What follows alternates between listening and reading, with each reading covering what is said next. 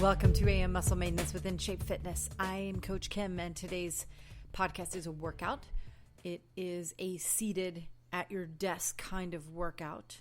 I had a little bit of a go back and forth with a couple of different people today about moves that you can do to jolt yourself back to work, to increase your energy when you are at your desk, when you're seated, maybe either in a meeting and you're falling asleep, or you're at your desk and trying to get the last thing done before you take off, or maybe before you head out for lunch or something. We spend 8, 10, 12, some people spend 16 hours of their waking time on their butts seated, and often not even seated in a very good posture, like seated with proper posture, because comfy chairs and even lots of desk chairs tend to recline and do really interesting things with the proportion of pressure that's placed on the pelvis and the spine. And so it's really important that you stand up and move around regardless of what your job actually is. If you're able to get up and move around, that is always good. Having said that, we do spend an awful lot of time seated, and there are some things that you can do when you are seated. So today's session is really about having the ability, understanding what it means to take a postural systems check. It's about a 2-minute process that recalibrates your breathing and your posture, and hopefully a little bit of your energy flow. So there's that. There are 5 exercises, just really simple exercises that you can do in order to boost your metabolism just a little bit, boost your energy, which is of course your metabolism, a little bit while you have to sit for a long and extended period of time. And then a couple of other things that you can do in your office near your chair. If, for example, you decide that you want to stand up and move just to the next, like next to where your desk is, there are a couple of things that you can do there as well. So let's get started with that postural systems check, which I love doing with people on their feet, because your posture as a human and a specimen, anatomically speaking, the plumb line is the center point of your posture. And the plumb line is a straight invisible line that runs down the side of your head from the top of your head through your ears, and then making contact with your shoulders. We'll pause there so that we can continue to talk about this in a second.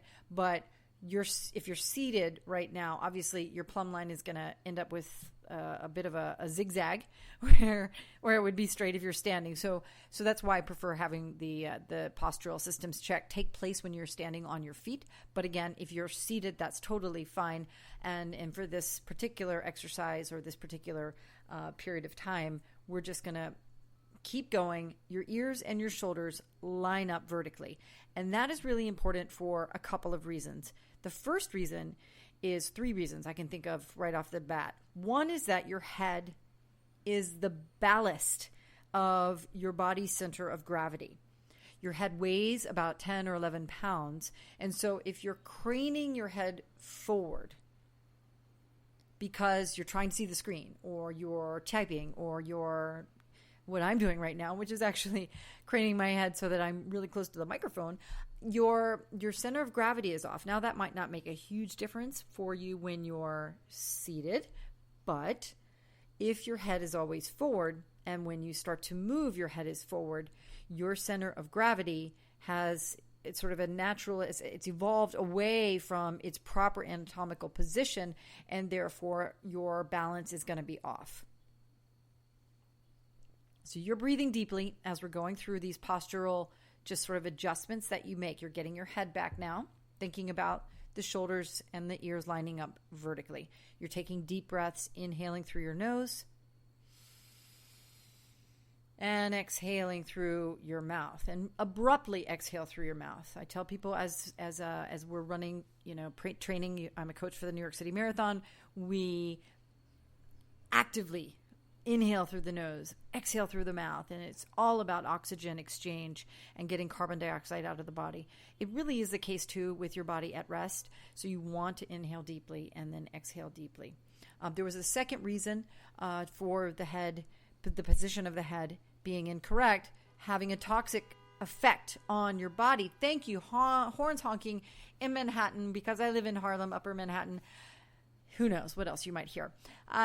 So the second thing is that when your head is forward and your shoulders are forward or your shoulders are forward, you're collapsing your chest a little bit, and that restricts your airflow. So related to the importance of inhaling deeply through your nose and exhaling deeply through your mouth, your respiration is inhibited by the position of your chest if you have created this sort of concaveness through the front of your body. So push those shoulders back. The last reason is the pull on your muscles. So if your, again, head is forward, your shoulders are forward, you're pulling on the back of the neck, and you're pulling on the back muscles in the back across the top of your the shoulder blades and the top part of your back. It's called the trapezius, and you're pulling on this as well as pulling on the rotator cuff a little bit on either side and creating tightness as a result.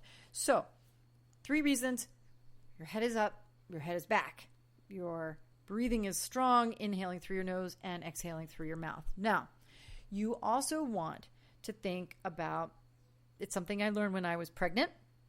This is the technique called the elevator, for pulling in and up through the belly button, where you sit up straight and you don't just hold your muscles in and like sort of hold your breath, but it's a muscular function where you can lift or pull in through your belly button and then slightly lift towards, like in an upward motion with that belly button area.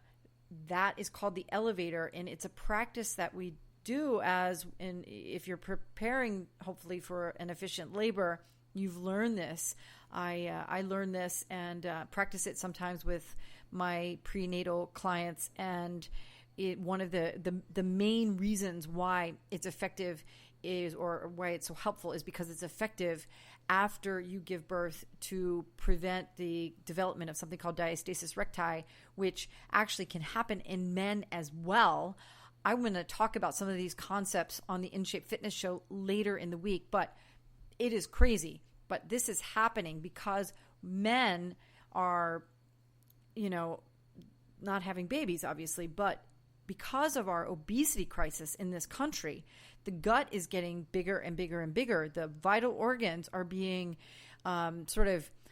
jostled around. The peritoneum and the whole trunk, the cavity itself has been altered or is being altered by the excess amount of fluids and gases and fat in the body. And when men have developed an abdomen that's too large for their frame, it pulls the tendons that connect the rib cage in the front apart. That's diastasis recti. It's what happens to women who are pregnant, and performing this sort of elevator exercise is really helpful in terms of preventing that.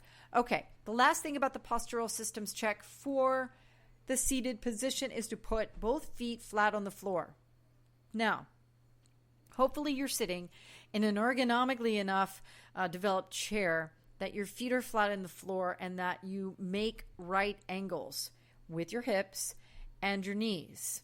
If your butt is too high and therefore your knee angle is too big, and the hip angle would be too big as well, I guess, or your butt is too low, your hips are too low, and you have created acute angles with your legs, you're not in a very good anatomical position in general. So you want to make sure that you can sit up straight, pull in the belly, shoulders are back, and then make sure that your feet are flat on the floor with 2 90-degree angles. I did mention this to a couple of people on social media today because it came up through a Twitter post by Richard Branson, of all people, Sir Richard Branson from Virgin, who was writing about how devoted he is within his company to fitness, and this sort of office environment exercise is, it's not part of the culture of a company. Even really progressively run companies still need to get stuff done, so their focus is on workload, and so just dropping into some yoga poses right beside your desk is probably not something that your boss is going to like very much. However, there are things that you can do while you're sitting at your desk that are helpful, and one of them is to do what I just said in terms of the postural systems check, to lean forward a little bit, kind of like on the edge of your chair as though you're going to be interviewed or something,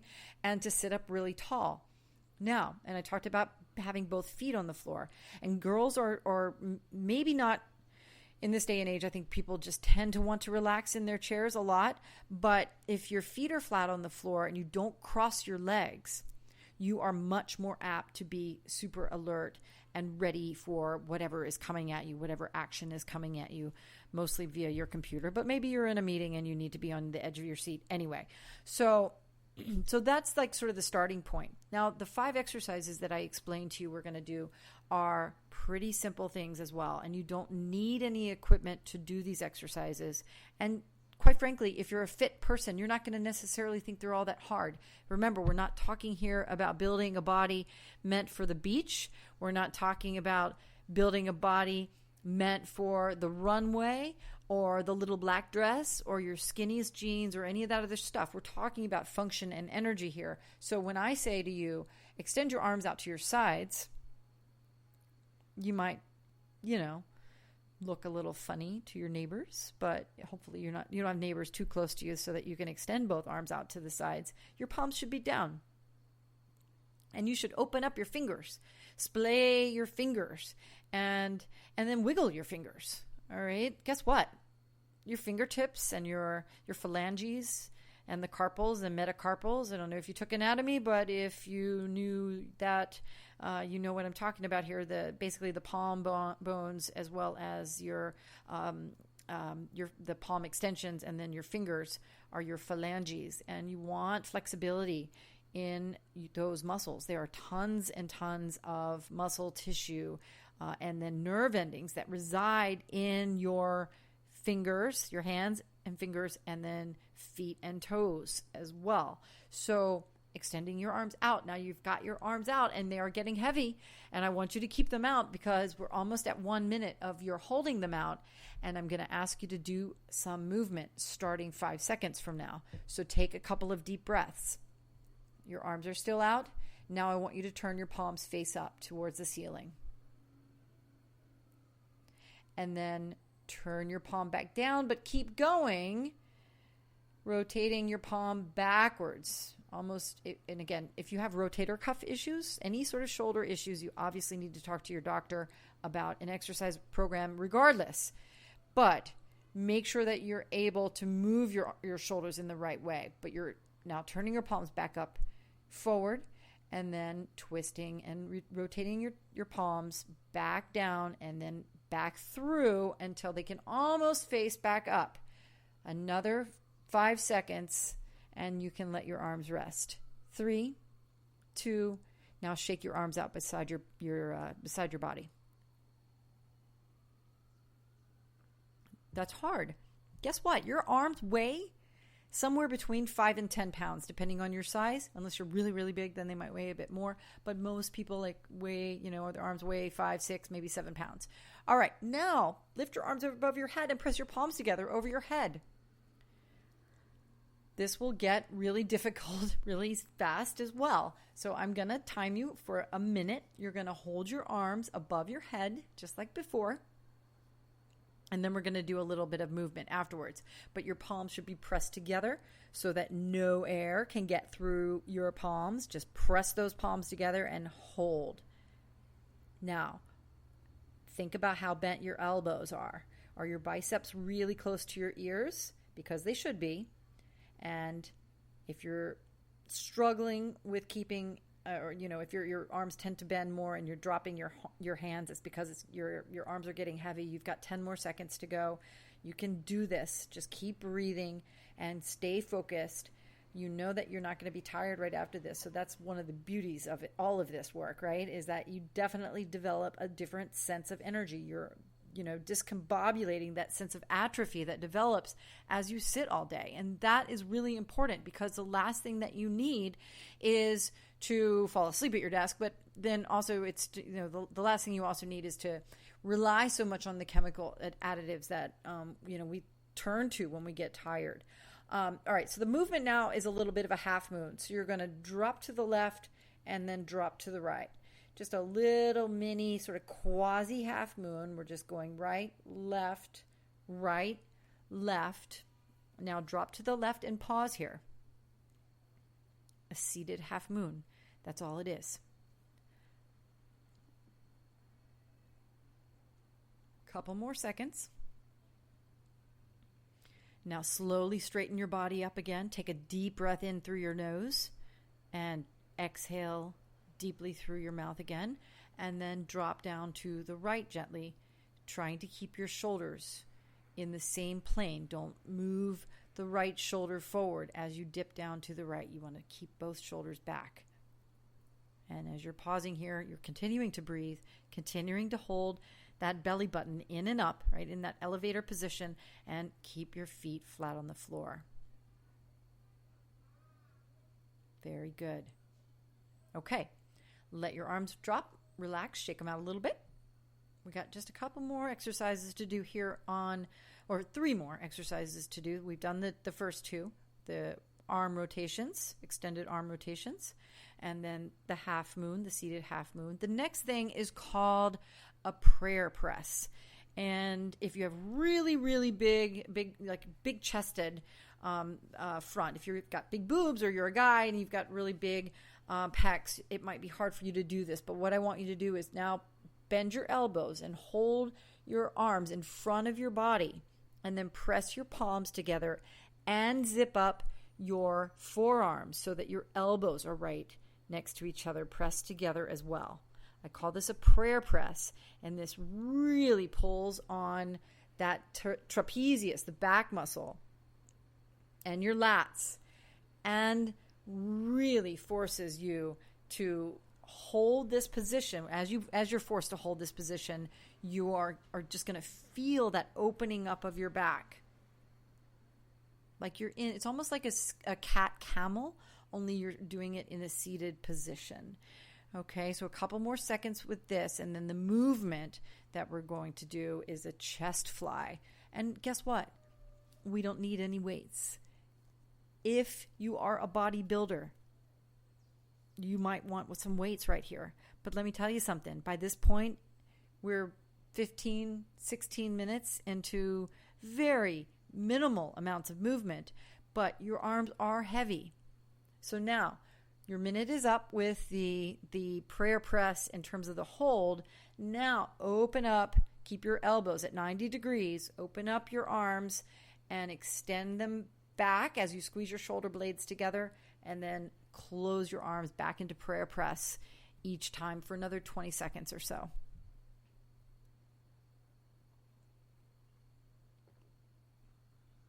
You're doing great. This is really, really great stuff here. Really easy. And of course, I'm going to be with you for another 5 or 6 minutes.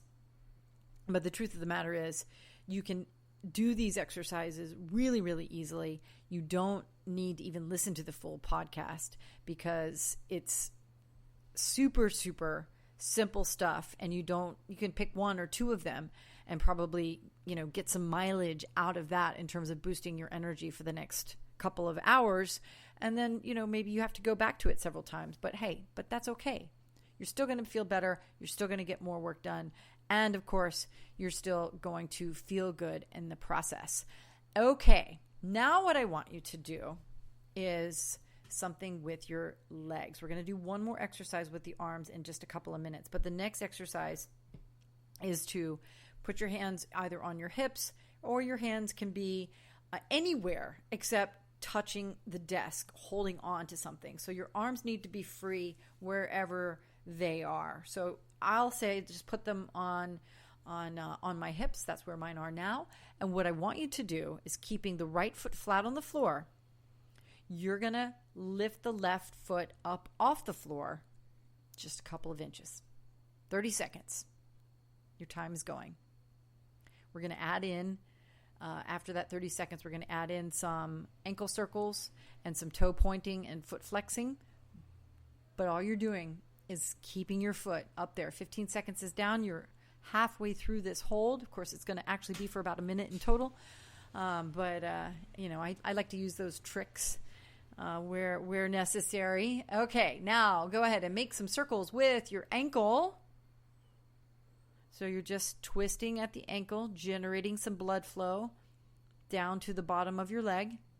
Remember, the thing that's happening when you're seated all day long, now toe points and then foot flexes. Toe point, foot flex. Last 10 seconds, toe pointing and foot flexing, is that the sensations that are part of the peripheral nervous system are dulled somewhat by virtue of your sedentary existence at your desk. That's why it's so important to get up regularly. Okay, now we got to switch legs. So the left foot's going to stay on the floor. The right leg is going to come up off the floor for 30 seconds. Your time is going.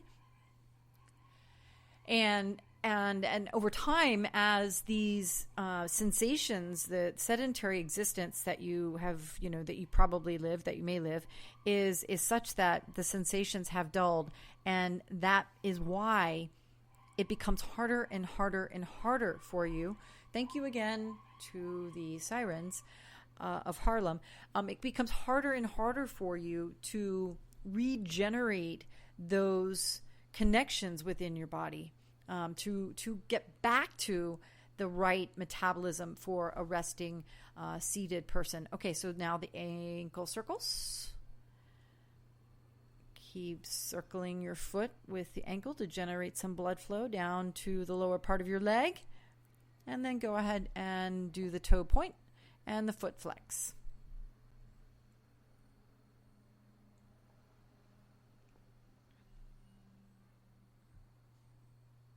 All right. Very good. Okay, the last thing that I want you to do, and then I'm going to have you stand up and do a couple of exercises that are not seated.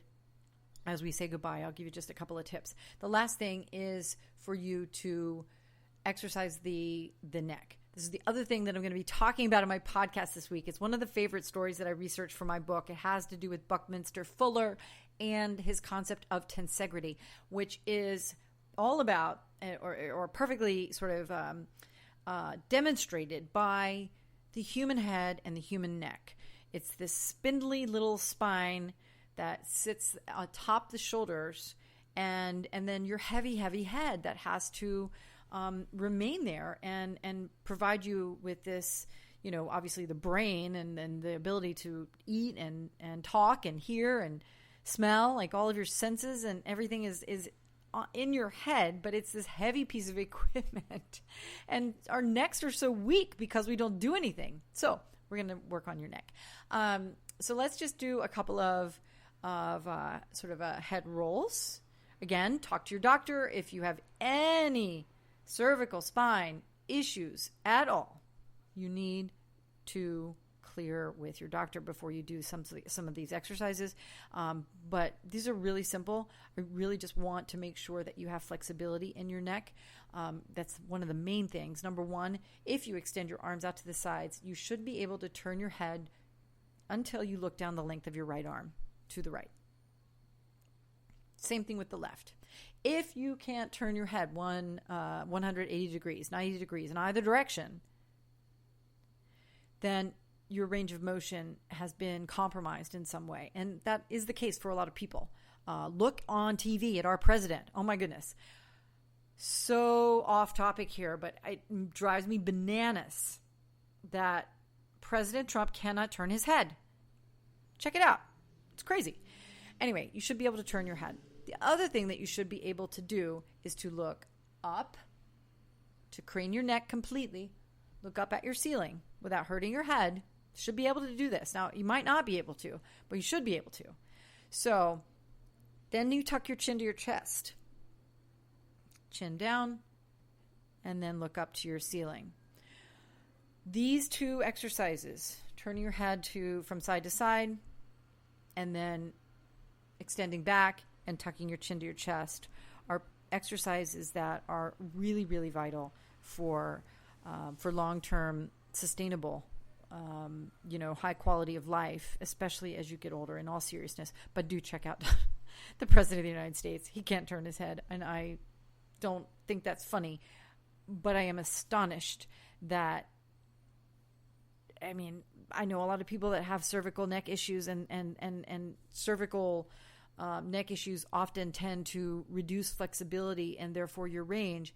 But to my knowledge, the man says that he's like the healthiest man alive. So I don't know what's going on with that. But let's finish up with a plank, if you can do one. And then I'm going to give you some instructions to go sit on a wall somewhere in your office, looking for some boost of energy. Aside from the things that we've already done today, those 2 things will also generate a great deal of energy, aside from things like taking the stairs and, sitting down and standing up. But just sitting on the wall, I've sat on the wall in meetings before. I love doing really kooky things. Having meetings standing up is a really interesting way to get things moving along as well. But I'm going to say goodbye at this point, since we are getting close to 30 minutes. I always want to get you out of here in a short period of time. I know this hasn't been a really super high energy workout. Next week, I promise, we'll do like a more traditional thing with burpees. We'll do a HIIT workout of some sort next week. But keep this one logged, because it is true that we all find ourselves at times having to sit for a period of time that's longer than we would otherwise prefer.